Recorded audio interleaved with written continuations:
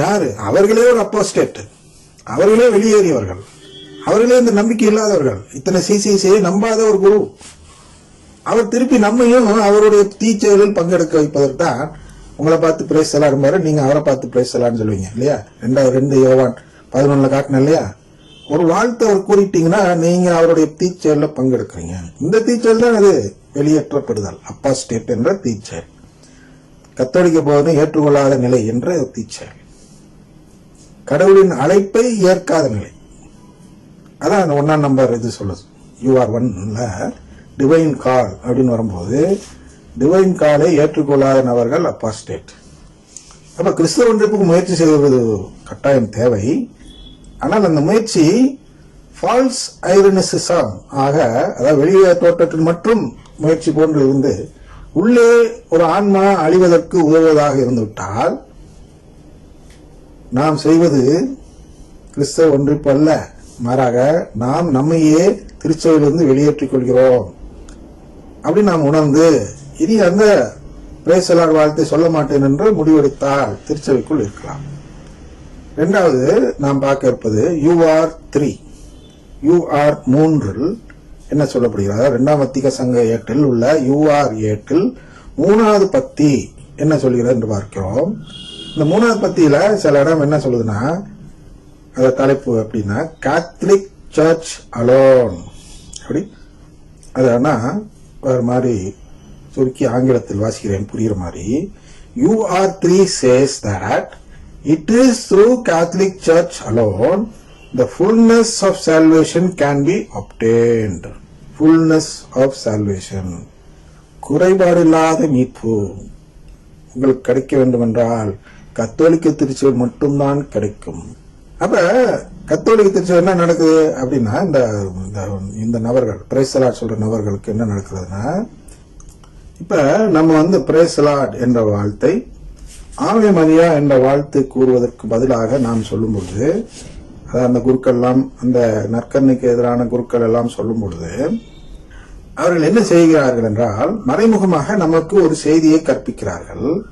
அது என்ன செய்தி என்றால், மற்ற கிறிஸ்தவ சபைகள் இருக்கிறது அல்லவா, அதுலதான் ஒரு முழுமையான மீட்பு கிடைக்கிறது என்றும், ஆவே மரியா என்று சொல்லி வாழ்த்தக்கூடியவர்களிடம் are not blessed with the unity which Jesus Christ wishes to bestow அப்படின்னு சொல்லுது. அப்படின்னா ஆவே மரியா சொல்றவங்களுக்கு தான் ஆக்சுவலா ஒரு முழுமையான மீட்பு கிடைக்கணும்.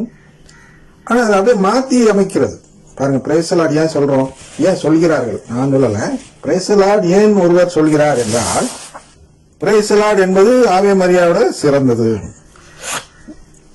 ஆவே மரியா என்று வாழ்த்தினால் நமக்கு அந்த போதுமான அளவு ஆசிர் கிடைக்காது. ஆவே மரியா வாழ்த்துக்கு பொருள் என்ன என்று போன பகுதியில் பார்த்துட்டோம். அப்ப இது எவ்வளவு தூரம் மாறுபட்டு இருக்கிறது என்பதை தான் இந்த இடத்துல நீங்க கவனிக்கணும். அவங்க ஆப்போசிட்டா சொல்றாங்க இந்த குருக்கள்லாம். பிரேசல ஆவே மரியா சொல்ல வேண்டிய ஒரு கத்தோலிக்க இன்னொரு கத்தோலிக்கரை பார்க்கும்போது என்ன பிரேசல, இவனா வேத்த சபை பார்த்து பிரேசலாட் சொன்னீங்கன்னா சரிங்களா, நம்மளுக்குள்ள மரியாளும் ஏற்றுக்கொண்டவர்கள் வாழ்த்து கூறுகிறோம். அது திருச்சபை ஏற்றுக்கொண்டவர். நான் சொல்லிட்ட மரியாள்னா ஐகான் ஆஃப் த சர்ச், அது திருச்சபையின் சின்னம். எனவே திருச்சபையின் பெயரில் நாம் வாழ்த்து தெரிவிக்கிறோம். அப்படின்னா இப்ப ஹேல் ஹிட்லர் அப்படின்னு யார் சொல்லுவா? எந்த கிறிஸ்தவனாவது சொல்லுவானா ஹேல் ஹிட்லர்னு? ஏன் சொல்ல மாட்டான்? எந்த யூதனாவது சொல்லுவானா? அப்படி வச்சுக்கோலாட்டி கிறிஸ்தவனை கூட விட்டுருங்க. ஏன் சொல்ல மாட்டானா, யூதர்கள் அனைவரையும் கொடுமையாக சித்திரவதைப்படுத்தியவர் ஹிட்லர் என்று நமக்கு தெரியுதா இல்லையா? ஒவ்வொரு யூதனுக்கும் தெரியும். அப்போ அவங்க ஒருத்தர் சந்திச்சுக்கும் போது எதிரில் இருக்க ஆளை பார்த்து ஹேல் ஹிட்லர்னு சொல்லுவானா? அது மாதிரிதான் இங்க சூழ்நிலை உருவாக்குறாங்க. நம்ம திருச்சபை இருக்கிறது, நம் திருச்சபைக்கு எதிராக மற்ற சபைகள் இருக்கிறது. அப்படின்னா நம் திருச்சபையினோட நம்மது அவங்களது அப்படி பார்க்காங்க. வெறுப்புணர்வுல நாம் பார்க்க கூடாது. போலமிக் என்று அடுத்து வரும் அந்த கருத்தெல்லாம். அந்த வெறுப்புணர்வில் நாம் சொல்லவில்லை. நாம் என்ன சொல்கிறோம் என்றால், உண்மை ஒன்று இருக்கிறது. அது என்னது? கத்தோலிக்க திருச்சபை என்பது கடவுளின் குடும்பம். மற்ற சபைகள் என்பது இந்த கடவுளின் குடும்பத்தை ஏற்றுக்கொள்ளாத எதிரி சபை, எதிரி கூட்டம். அந்த கூட்டத்தில் உள்ளவராக நான் என்னை அடையாளப்படுத்திக் கொள்ளலாமா? அப்ப அது அடையாள செயலாக மாறுகிறது. ஹிட்லர் நான் சொன்னா நான் ஹிட்லர் நம்பிக்கை உடையவன் அப்படின்னு யூதர் இடத்துல காட்டுது. அப்ப அப்படியே மாத்திடுங்க.